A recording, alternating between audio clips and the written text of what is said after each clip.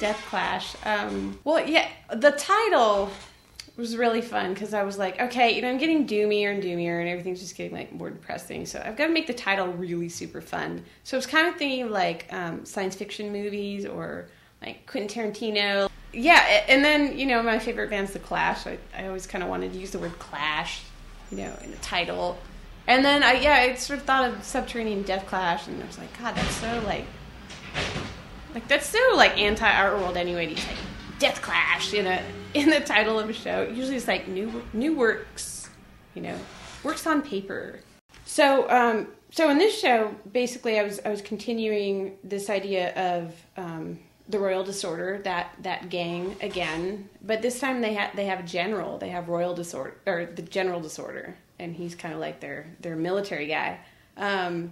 So they've been like wrecking the world for a few years now, but they're kind of running out of space. Like they go up to the Arctic region and start building their big mansions on the icebergs and stuff, and, taking over and eventually they kind of run out of space. So they're like, well, we've like plunged and pillaged through the whole entire world, so we're gonna have to start going underground now. So with General Disorder, they start digging underground. But what happens is they go into these different levels of underworlds. They run into these, these different creatures that live in these underworlds. And in the last underworld, it's actually the Land of the Dead.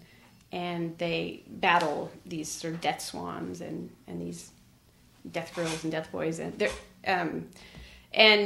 the metaphor for that was basically they're digging their own graves, and they don't even know it. By the time they get down to the Land of the Dead, they don't really understand that that's what they've done. So it's sort of a metaphor for like, just this sort of blind consumption and not really seeing the big picture, I guess.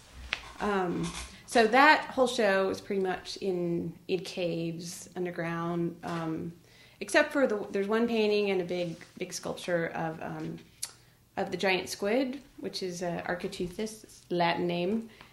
He's pretty much like the most elusive creature on Earth because he lives really, really far down at the bottom of the ocean, and they haven't ever caught one alive because he can't really like live on the surface. He just dies instantly because of the pressure. I don't know what happens, like he just explodes or something. But so in the one painting, he's land marooned because the Royal Disorders, they've wrecked the oceans and he can't live down there anymore, so he has to like come up onto land. Yeah, I kind of like that idea of like the last most elusive creature on Earth is like pushed out of his habitat, Like it's not enough that like the bears and the mountain lions and like all these other creatures, but now we've taken the giant squids home. Like that's, we just took everything. There's no escaping this ice station. There's no escaping this ice station. Trash truck, go away! I know, how many trash trucks do you have? So,